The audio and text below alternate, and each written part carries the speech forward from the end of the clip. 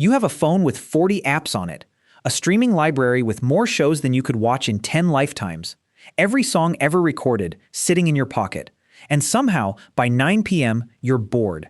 So here's a question nobody asks. What did humans do before any of that existed? Not medieval humans, not the Romans. Go back further, 100,000 years, 200,000 years. No writing, no music, no art, no language the way we'd recognize it. Just a person, sitting there with absolutely nothing to do. What they did next explains where creativity comes from, where religion comes from, maybe where you come from. But first, a real question scientists actually argue about. Did boredom even exist back then? For a long time, the assumption was no. Survival ate every hour. Hunting, foraging, building shelter. No downtime, no room for boredom. That assumption turned out to be badly wrong. Anthropologist Frank Marlowe spent years living among the Hadza, a hunter-gatherer group in Tanzania who still survive almost exactly the way our ancestors did, using the same kinds of tools, the same kinds of shelters, the same rhythm of a day with no clock in it. What he found broke the assumption completely. The Hadza worked, on average, around 15 to 19 hours a week. Not a day, a week. The rest of the time, they sat, they talked, they rested in the shade, and did nothing in particular, for hours, without any apparent urgency to fill it. Which means the real question isn't whether ancient humans got bored, it's what they did about it. Start with the obvious answer. They played. That sounds harmless. It wasn't. In a cave in southern Germany, archaeologists found a small ivory figure, half lion, half man, standing upright on two legs, carved with a level of detail that still surprises the people who study it. It's roughly 40,000 years old. Researchers who tried recreating it with period-accurate stone tools, no metal, no shortcuts, estimated it took over 400 hours to carve. 400 hours, no practical use.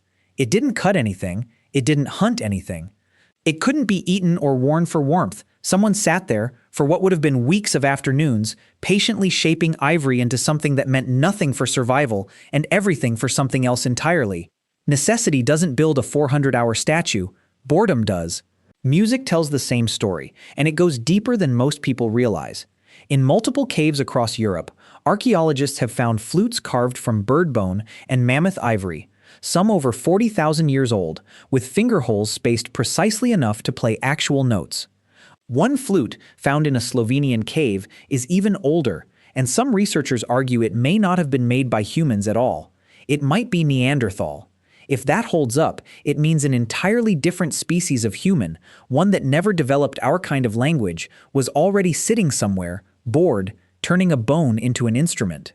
Neuroscientist Daniel Levitin argues musical ability may be older than language itself, that our brains were wired for rhythm and pattern before they were wired for grammar, which means someone, possibly not even fully human in the way we mean it, invented music the same way everyone else on this list did. With nothing else to do and a free afternoon. But boredom didn't stop at art and music. It invented something stranger: imagination. You cannot be bored without a sense of time. To feel bored, you have to know this moment is dragging, that something else could be happening, that the future exists and might be better than right now. That's not a small thing. That's the first evidence of a brain that can picture things that aren't in front of it. A dog waiting by the door isn't bored, it's just waiting. It has no story running in its head about what else it could be doing. But a person sitting by a fire 30,000 years ago, with nothing to do, starts wondering. What's past that mountain? What happens when the fire goes out for good? Deep inside Chauvet Cave in France, early humans crawled hundreds of feet into total darkness, past drop-offs, through narrow passages, carrying only torchlight, to paint lions and horses on walls no one would ever live near. Nobody needed those paintings to eat. Someone needed them for something else entirely, and every question religion has asked since, every question philosophy has asked since, started the exact same way. Someone was bored, and their mind wandered somewhere it didn't have to go. Modern research backs this up directly. In a well-known study on boredom, researchers gave people the dullest task they could design, simply copying numbers by hand, and then tested their creativity right afterward.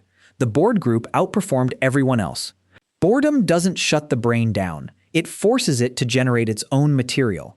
And that wandering mind didn't just turn toward stars and questions about death. Eventually, it turned toward each other, and this is where the story gets a little uncomfortable. Anthropologist Robin Dunbar, the same researcher behind the famous idea that human social groups naturally cap out around 150 people, studied what people actually talk about when nothing important needs saying. His answer, roughly 2/3 of all human conversation is gossip. Who did what? Who said what? What happened to someone you both know? It sounds like wasted breath. Dunbar argues the opposite.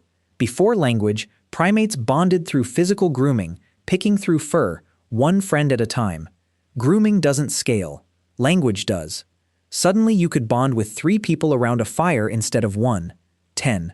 You could talk about someone who wasn't even there and build trust with people you'd never once touched. Civilization didn't start because we needed to plan better hunts. It started because a bored species sitting around a fire discovered it could talk about each other, and that turned out to be the most powerful glue evolution ever produced.